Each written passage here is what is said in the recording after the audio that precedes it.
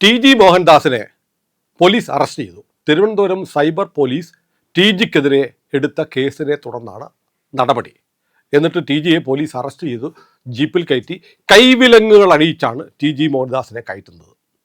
എനിക്കൊരാൾ അയച്ചു തന്ന ഒരു ചിത്രമാണ്, AI ഉപയോഗിച്ചുണ്ടാക്കിയ ചിത്രം.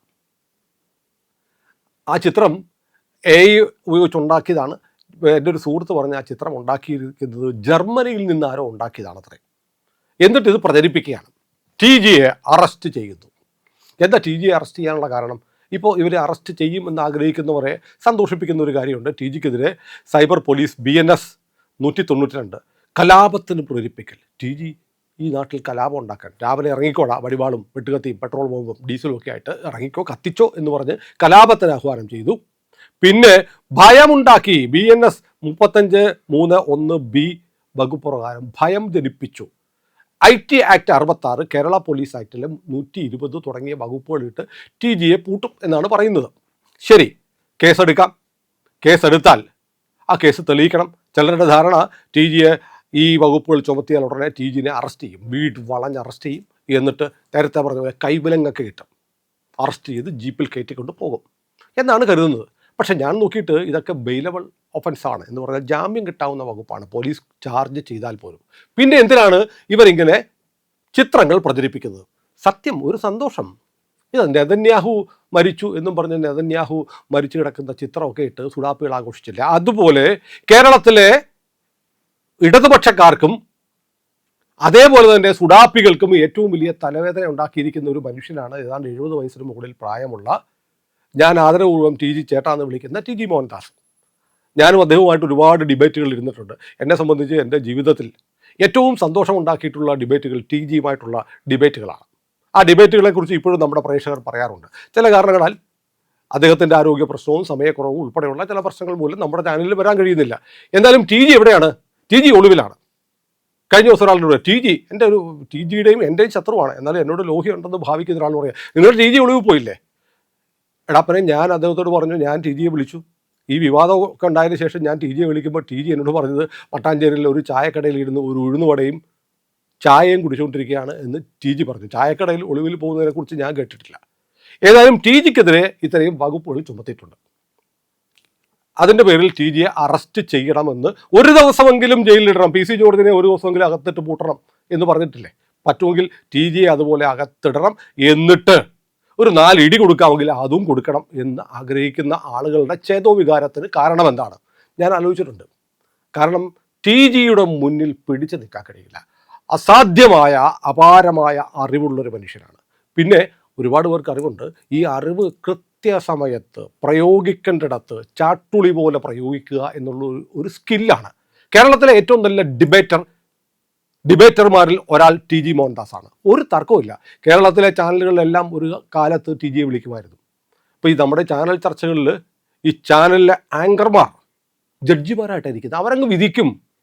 അവരൊരു BJP-കാരനെ കിട്ടിയ, ഒരു സംഘപരിവാർ ബന്ധമുള്ള ഒരാളെ കിട്ടിയാൽ, അനുഭാവമുള്ള ഒരാളെ കിട്ടിയാൽ വലിച്ചു കീറി ചോര കുടിക്കാൻ വേണ്ടി ഇരിക്കുകയാണ്. ഈ ചർച്ചയ്ക്ക് പങ്കെടുക്കുന്ന കോൺഗ്രസ്സുകാരെക്കാളും CPM-ന്റെ ആളുകളെക്കാളും വൈരാഗ്യം ഈ BJP RSS പ്രവർത്തകരോ അനുഭാവികളോ ആയിട്ടുള്ളവരോട് കാണിക്കുന്നത് ആങ്കർമാരാണ്. അങ്ങനെയുള്ള ആങ്കർമാരെ നിർത്തിപ്പൊരിച്ചിട്ടുണ്ട് ടി.ജി. നാണം കെട്ട് പോയിട്ടുണ്ട് പലരും. അങ്ങനെ ടി.ജിയുടെ അടുത്ത് തങ്ങളുടെ സ്ഥിരം അഭ്യാസമൊന്നും നടക്കില്ല എന്ന് കണ്ടപ്പോൾ കേരളത്തിലെ മിക്കവാറുമുള്ള ചാനൽ ഡിബേറ്റുകളിൽ നിന്ന് മനഃപൂർവ്വം ഇവർ ടി.ജിയെ വിളിക്കാറായി. പിന്നെ വല്ലപ്പോഴും ജനൻ TV. പിന്നെ ടി.ജിയെ ഉപയോഗിച്ച ഒരാളുണ്ട് കേട്ടോ, പറയാതിരിക്കാൻ പറ്റില്ല. പഴയ റിപ്പോർട്ടർ ചാനലിലെ നികേഷ് കുമാറിന് ഈ പറഞ്ഞ പോലെ ടി.ജിയുടെ ഒരു USP മനസ്സിലായിട്ടുണ്ട്. അതുകൊണ്ട് നികേഷ് പലപ്പോഴും ടി.ജിയെ വിളിക്കുമായിരുന്നു. കാരണം നികേഷിനെ സംബന്ധിച്ച് അദ്ദേഹം ഒരു വളരെ പ്രൊഫഷണലായ ഒരു ജേർണലിസ്റ്റാണ്. ബയാസനാണ് എന്നത് വേറെ കാര്യം. എങ്കിൽ പോലും ഒരാളുടെ സാധ്യതകൾ വിനിയോഗിച്ച് തൻ്റെ ചാനലിൽ പ്രേക്ഷകരെ ഉണ്ടാക്കാൻ പറ്റുമെങ്കിൽ, തൻ്റെ അച്ഛനെ അന്ന് ദ്രോഹിച്ച ആളെന്നുള്ള ബോധ്യം അക്കാലത്തുണ്ടായിരുന്ന നികേഷ് CPM-നൊരു പണി കൊടുക്കട്ടെ, അങ്ങനെയെങ്കിലും കിട്ടട്ടെ എന്ന് കരുതിയിട്ടാണെങ്കിലും ടി.ജിയെ വിളിക്കുമായിരുന്നു. പിന്നീട് ടി.ജിയെ വിളിക്കാറായി. ഇതേ അവസ്ഥ കേരളത്തിൽ മറ്റു 2 പേർക്കും ഉണ്ട്. ശ്രീജിത്ത് പണിക്കർ.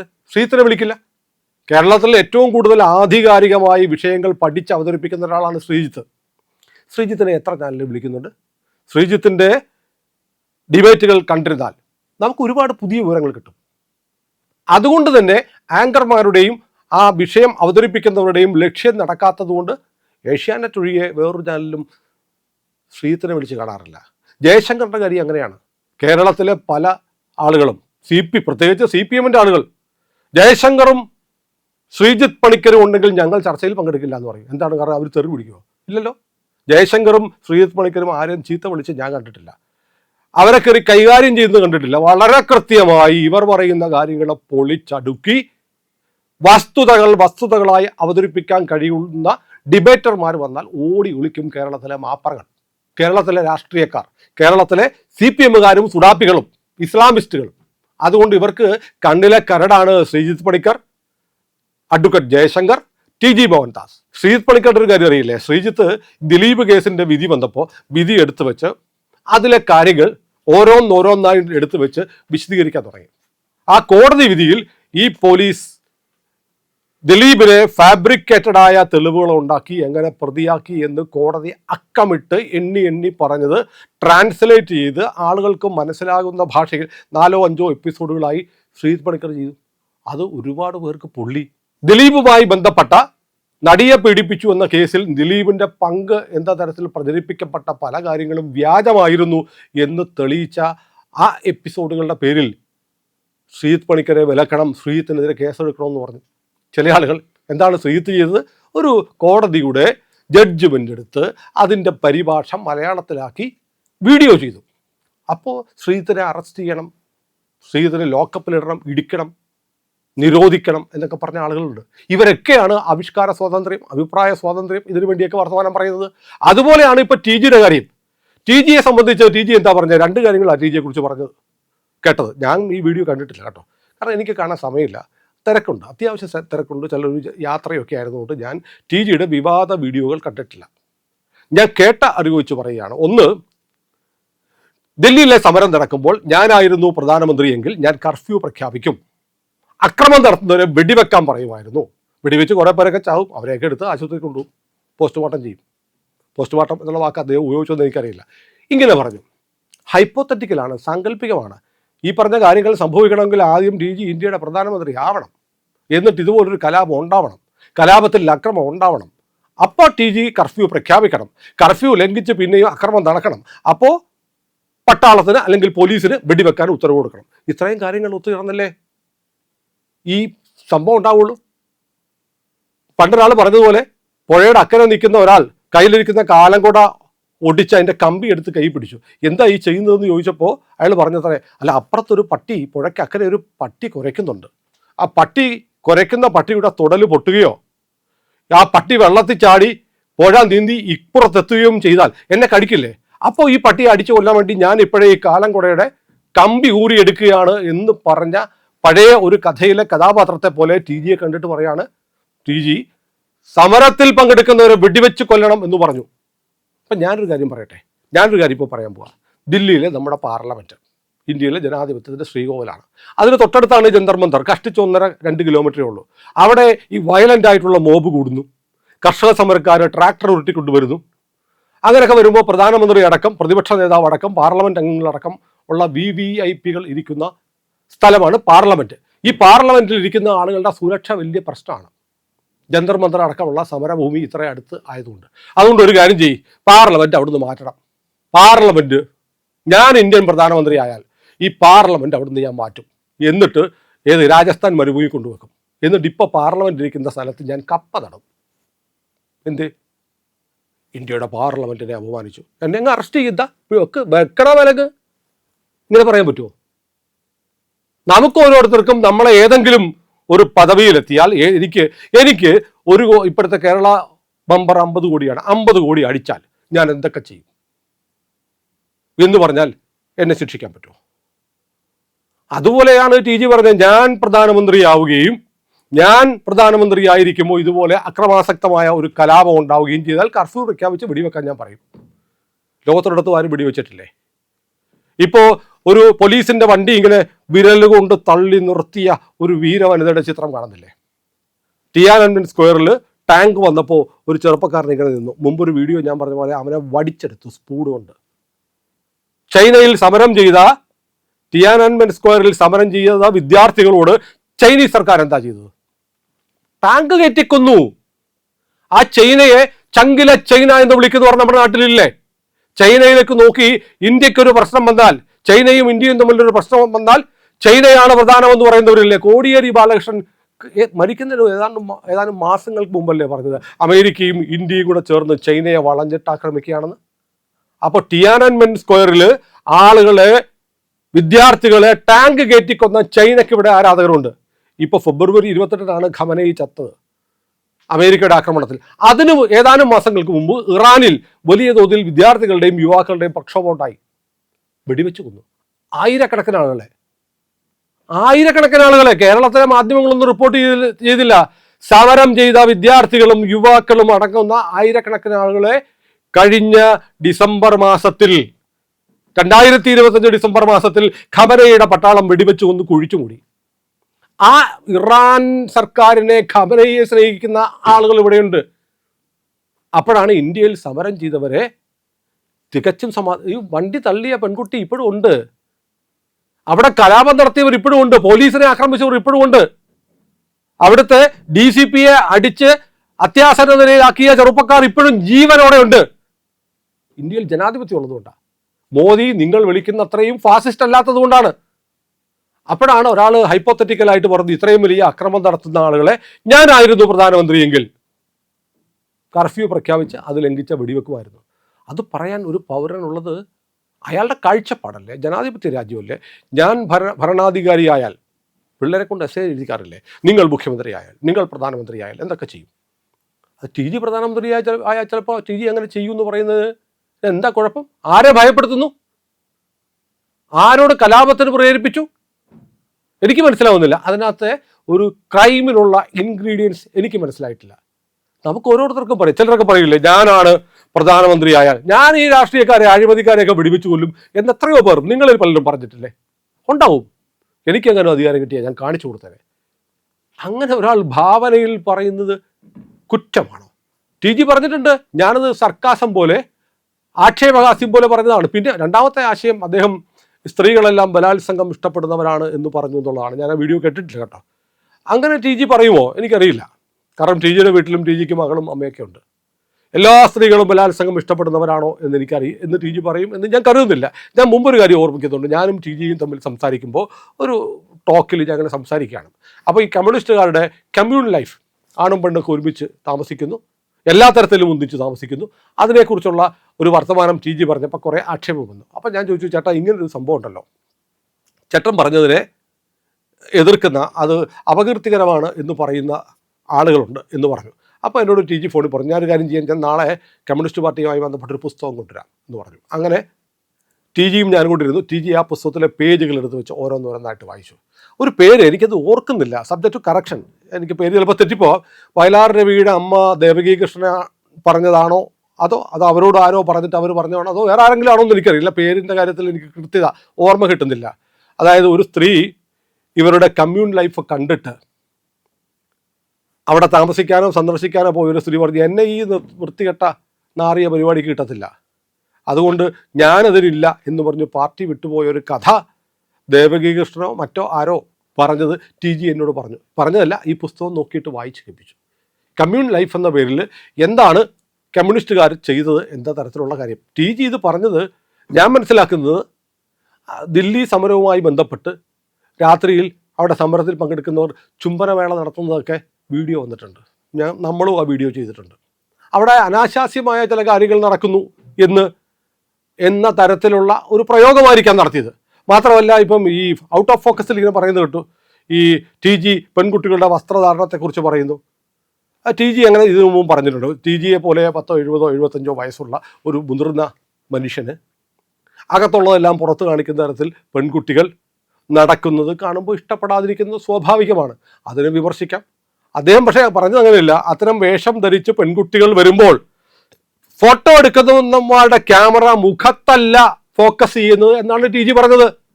ശരിയല്ലേ? ഇത് തന്നെ നമ്മുടെ മന്ത്രി ബിന്ദു കൃഷ്ണ പറഞ്ഞു. ബിന്ദു കൃഷ്ണ ഹയർ സെക്കൻഡറി കലോത്സവത്തിൽ പങ്കെടുക്കുമ്പോൾ മന്ത്രി ബിന്ദുവിൻ്റെ മുഖത്തിൻ്റെ ചിത്രം എടുക്കാതെ ശരീരത്തിൻ്റെ ഉടലിൻ്റെ ചിത്രം എടുത്തു എന്ന് ബിന്ദു കൃഷ്ണ പറഞ്ഞിരുന്നു. അത് തന്നെയല്ലേ TGയും പറഞ്ഞത്? സമരത്തിൽ പങ്കെടുക്കുന്ന ചെറിയ പെൺകുട്ടികളുടെ ഇറക്കം കുറഞ്ഞ വസ്ത്രം ധരിക്കുന്ന പെൺകുട്ടികളുടെ ചിത്രമെടുക്കുന്നവർ ക്യാമറ സൂം ചെയ്യുന്നത് വേറെ ചില സ്ഥലത്താണ് എന്ന് പറഞ്ഞു. അതിനകത്ത് എവിടെ അശ്ലീലമുള്ളത്? It's a reality, it's a fact. മന്ത്രി പറഞ്ഞിട്ടുണ്ട് കേരളത്തിലെ ഇങ്ങനെയുള്ള മനോരോഗികൾ കേരളത്തിലുണ്ട്. പിന്നെ ടി ജിയെ കുറിച്ച് ചിലരൊക്കെ പറയുന്നു, 10-75 വയസ്സായിട്ടും എണീറ്റ് നടക്കാൻ പറ്റില്ല, വിറച്ച് നടക്കുന്ന വിറയലപ്പൂപ്പൻ. ശരിയാണ്, ടി ജിക്ക് സംസാരിക്കുമ്പോൾ വിറയലുണ്ടാവാം. എടാ, നിൻ്റെയൊക്കെ വീട്ടിലും നിൻ്റെയൊക്കെ അപ്പനും അപ്പൂപ്പനും ഒക്കെ 70 വയസ്സൊക്കെ ആകുമ്പോഴത്തേക്ക് ജിമ്മിൽ പോയ പോലെ ഇരിക്കുമോ? വിറയ്ക്കും, കുരയ്ക്കും. നിനക്കും ഈ പ്രായമാകുമ്പോൾ ചിലപ്പോൾ ഇങ്ങനെ സംഭവിക്കാം. അങ്ങനെ ഒരാളുടെ പ്രായത്തെ ഒന്നും അല്ലെങ്കിൽ എന്തെങ്കിലും ആരോഗ്യ പ്രശ്നത്തെ ഒന്നും അവമതിക്കുന്നത് ശരിയായ കാര്യമല്ല. ഏതായാലും ടി ജി പറഞ്ഞത് ടി ജിയുടെ അഭിപ്രായമാണ്. ആ അഭിപ്രായം പറയാൻ ടി ജിക്ക് സ്വാതന്ത്ര്യം വേണ്ടേ? ഇപ്പോൾ പേളിമാണിയെക്കുറിച്ച് പറയുന്നു, അവർ പറഞ്ഞു എല്ലാവർക്കും സ്വാതന്ത്ര്യം വേണം, അവരുടെ അഭിപ്രായം പറയാനുള്ള സ്വാതന്ത്ര്യം വേണം എന്ന് പറയുന്ന ആ സോഷ്യൽ മീഡിയ ഇൻഫ്ലുവൻസർ അവരുടെ അഭിപ്രായം പറഞ്ഞപ്പോൾ നിങ്ങൾ കൊന്നില്ലേ, നിങ്ങൾ ആക്രമിച്ചില്ലേ? എന്നിട്ട് വലിയ വീരവാദം പറയുന്നു, അവരുടെ ഫോളോവേഴ്സ് കുറഞ്ഞു, ഞങ്ങൾ അൺഫ്രണ്ട് ചെയ്തു. അപ്പം നിങ്ങൾ പറയുന്നത് നിങ്ങളുടെ അഭിപ്രായം ആയിരിക്കണം മറ്റുള്ളവർ പറയുന്നു. ഹെൻറി ഫോർഡിനെ അറിയാമല്ലോ? ഹെൻറി ഫോർഡ് ഞാൻ കേട്ടിട്ടുള്ളതാണ്. ഹെൻറി ഫോർഡാണ് ലോകത്തിലെ ആദ്യത്തെ മോട്ടോർ കാർ ഉണ്ടാക്കിയത്. അദ്ദേഹം അതിപ്രശസ്തമായ ഒരു മോട്ടോർ കാർ ഉണ്ടാക്കി, മോഡൽ ടി എന്നായിരുന്നു അതിൻ്റെ പേര്. ഈ മോഡൽ ടി കാറിൻ്റെ പരസ്യം ഹെൻറി ഫോർഡ് അക്കാലത്തെ പത്രങ്ങളിൽ കൊടുത്തു എന്നാണ് പറയുന്നത്. അതായത് ഈ മോഡൽ ടി എന്ന് പറയുന്ന കാറിൻ്റെ പരസ്യം കൊടുത്തിട്ട്, മോഡൽ ടി നിങ്ങൾക്ക് ഇഷ്ടമുള്ള കളറിൽ കിട്ടും, എന്നിട്ടൊരു സ്റ്റാർ നക്ഷത്ര ചിഹ്നം ഇട്ടിട്ട് പറഞ്ഞു ആ നിറം കറുപ്പായിരിക്കണം എന്ന് പറയുന്ന പോലെ നിങ്ങൾക്ക് നിങ്ങളുടെ അഭിപ്രായം പറയാം, പക്ഷെ ആ അഭിപ്രായം ഞങ്ങളുടെ അഭിപ്രായമായിരിക്കണം, ആ അഭിപ്രായം നരേന്ദ്രമോദിക്കെതിരായിരിക്കണം, ആ അഭിപ്രായം BJPക്കെതിരായിരിക്കണം, ആ അഭിപ്രായം ഇസ്ലാമിസ്റ്റുകൾക്ക്, കമ്മ്യൂണിസ്റ്റുകൾക്ക്, കോൺഗ്രസുകൾക്ക് അനുകൂലമായിരിക്കണം. അതങ്ങ് പൂച്ചാക്ക പോയി പറഞ്ഞാൽ മതി. മനസ്സിലായോ? അഭിപ്രായ സ്വാതന്ത്ര്യം എന്ന് പറഞ്ഞാൽ ഞാൻ നിങ്ങളുടെ അഭിപ്രായത്തോട് വിയോജിക്കുന്നു, പക്ഷേ നിങ്ങൾക്ക് ആ അഭിപ്രായം പറയാനുള്ള സ്വാതന്ത്ര്യത്തിന് വേണ്ടി പൊരുതാനും ഞാൻ തയ്യാറാണ്, മരിക്കാനും ഞാൻ തയ്യാറാണ് എന്ന് വോൾട്ടയറോ പിന്നീട് അമേരിക്കൻ പ്രസിഡൻ്റായിരുന്ന വുഡ്രോ വിൽസണോ ഒക്കെ പറഞ്ഞിട്ടുണ്ട്. പേരുകൾ ചിലപ്പോൾ തെറ്റിപ്പോകാം കേട്ടോ, ഓർമ്മയെന്ന് പറയുന്നതാണ്. ടി ജിയെ പോലെയുള്ള, ജയശങ്കറിനെ പോലെയുള്ള, ശ്രീജിത്ത് പണിക്കരെ പോലെയുള്ള അപാരമായ ഓർമ്മശക്തി ഒന്നും ഇല്ലാത്തൊരു സാധാരണ മനുഷ്യനാണ് ഞാൻ.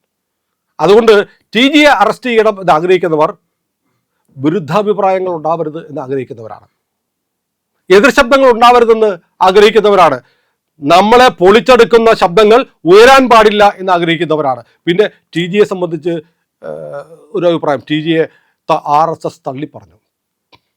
ശരിയാണ്, സംഘത്തിൻ്റെ ഒരു പ്രസ്താവന വന്നിട്ടുണ്ട്. ടി ജിയെ കുറിച്ച് എന്താ നിങ്ങൾ പറയുന്നത്? ഈ മാധ്യമങ്ങൾ RSSന്റെ സൈദ്ധാന്തികൻ, RSSന് അങ്ങനെ ഒരു സൈദ്ധാന്തികനുണ്ടോ? ഇവർ ആലോചിച്ചിട്ടുണ്ടോ എപ്പോഴെങ്കിലും? എനിക്കറിയില്ല RSSന് ഒരു സൈദ്ധാന്തികനുണ്ടോ എന്ന്. ഇങ്ങനെ രാവിലെ ഇരുന്ന് ടി ജി രാവിലെ എണീക്കും, രാവിലെ എണീറ്റ് 5-6 സിദ്ധാന്തം ഉണ്ടാക്കും, എന്നിട്ട് നാഗ്പൂരിലേക്ക് അയച്ചു കൊടുക്കും. ഇത്രയും സിദ്ധാന്തം മതിയോ? ഇനി അടുത്ത അല്ലെങ്കിൽ കൂടുതൽ സിദ്ധാന്തം ഉണ്ടാക്കി തരാം. ഇതാണോ ടി ജിയുടെ പണി? ഇതാണോ നിങ്ങൾ ഉദ്ദേശിക്കുന്ന സൈദ്ധാന്തികൻ? കേരളത്തിൽ പരമേശ്വർജി RSSന്റെ സൈദ്ധാന്തികൻ എന്ന് പറയാമെന്നറിയില്ല. RSSന്റെ എന്താണ് മനസ്സും ശരീരവും എല്ലാം സംഘത്തിന് വേണ്ടി മാറ്റിവെച്ച ഒരു അപാരം മനീഷിയായിരുന്നു. ഹരിയേട്ടൻ അങ്ങനെയായിരുന്നു. അവരെ പോലെയൊക്കെയാണോ ടി ജി എന്ന് ചോദിച്ചാൽ ആണെന്ന് ഞാൻ പറയത്തില്ല. കാരണം ടി ജി അവരെ ഗുരുക്കന്മാരായിട്ടാണ് കരുതുന്നത്. പരമേശ്വർജിയെയും ഹരിയേട്ടനെയൊക്കെ ഗുരുതുല്യരായി കാണുന്ന ആളാണ് ടി ജി. അതുകൊണ്ട് അവരെക്കാൾ ഉന്നത ശീർഷനാണ് ടി ജി എന്നുള്ള അഭിപ്രായം ടി ജിക്ക് പോലും ഇല്ലാത്തതുകൊണ്ട് ഞാൻ പറയുന്നില്ല. ഏതായാലും ടി ജിയെ അറസ്റ്റ് ചെയ്യണം എന്ന് ആഗ്രഹിക്കുന്നവർക്ക് എതിർ ശബ്ദങ്ങൾ ഉയരരുത് എന്ന് ആഗ്രഹിക്കുന്നവരാണ്. ടി ജിയെ സംബന്ധിച്ച് ടി ജി ഒരു അഭിഭാഷകനും കൂടിയാണ്. കെൽട്രോണിൽ എഞ്ചിനീയറായിരുന്നു. ദീർഘകാലം കേരളത്തിന് പുറത്തും പണിയെടുത്തിട്ടുണ്ട്. അപാരമായ വായനയുള്ള മനുഷ്യനാണ്. സംവദിക്കാൻ അദ്ദേഹത്തെ പോലെ കഴിയുന്ന ബുദ്ധിയും വിവേകവും വാക്സാമർഥ്യവുമുള്ള മറ്റൊരാൾ കേരളത്തിൽ വേറെയില്ല. അങ്ങനെ ഒരു ശബ്ദത്തെ ഒതുക്കണമെന്ന് നിങ്ങൾ ആഗ്രഹിക്കുന്നുവെങ്കിൽ അത് അത്ര എളുപ്പമൊന്നും ആയിരിക്കത്തില്ല. ടി ജിക്കറിയാം ടി ജി പറഞ്ഞതിലെ നിയമവും നിയമവിരുദ്ധതയും. അതുകൊണ്ട് ടി ജിയെ അറസ്റ്റ് ചെയ്ത് കൈവലങ്ങ് വെച്ച് ആലോചിച്ച് നോക്കണം. ഒരു അഭിപ്രായം പറഞ്ഞതിൻ്റെ പേരിൽ ഒരാൾക്കെതിരെ ഡിഫമേഷനോ വല്ലതും കേസെടുത്ത ഉടനെ വിലങ്ങ് വെച്ച് കൊണ്ടുപോകുമെന്നൊക്കെ കരുതുന്നവരുടെ നിയമജ്ഞാനം, സാമാന്യജ്ഞാനം, പക്ഷെ അവരുടെ ആഗ്രഹമാണ് കേട്ടോ, ഒരു ദിവസമെങ്കിലും ഒന്ന് വിലങ്ങ് വെച്ച് ഞങ്ങളെ തോൽപ്പിച്ചുകൊണ്ടിരുന്ന, ഞങ്ങളുടെ കച്ചവടം പൊട്ടിച്ചുകൊണ്ടിരിക്കുന്ന ഒരു നാവിന് ചങ്ങലയിടാൻ കഴിഞ്ഞെങ്കിൽ അത് വലിയ കാര്യമായി എന്ന് കരുതുന്നവർക്ക് അത് സാധിക്കുന്നത് വരെ അങ്ങനെ ആഗ്രഹിക്കാം. സാധിക്കാതിരിക്കുമ്പോൾ ഇതുപോലത്തെ ചിത്രങ്ങൾ ഉണ്ടാക്കി ആശ്വസിക്കാം. കഴുത കരഞ്ഞു തീർക്കും എന്ന് പറഞ്ഞ പോലെ നിങ്ങൾ പടങ്ങൾ ഉണ്ടാക്കിയിടൂ. ടി ജിയുടെ പണി ചെയ്തുകൊണ്ടിരിക്കും. ഗലീലിയോ പണ്ട് പറഞ്ഞതുപോലെ, ഗലീലിയോയെ ശിക്ഷിക്കാൻ വേണ്ടിയിട്ട് വിചാരണ കോർട്ടിൽ കയറി നിന്ന് മാപ്പ് പറയിപ്പിച്ചപ്പോൾ ഗലീലിയോ പറഞ്ഞു, പക്ഷേ അതിപ്പോഴും ഞാൻ പറഞ്ഞ പോലെ കറങ്ങിക്കൊണ്ടിരിക്കുകയാണ് എന്ന് പറഞ്ഞതുപോലെ ടി ജിയുടെ നാവിനും ചിന്തയ്ക്കും വിലങ്ങിടാൻ കഴിയുമെന്ന് കരുതുന്നത് വെറുതെയാണ്. പ്രിയമുള്ളവരെ, നമ്മുടെ ചാനൽ ഇനിയും സബ്സ്ക്രൈബ് ചെയ്യാത്തവർ ഉറപ്പായും സബ്സ്ക്രൈബ് ചെയ്യണമെന്ന് അഭ്യർത്ഥിക്കുന്നു.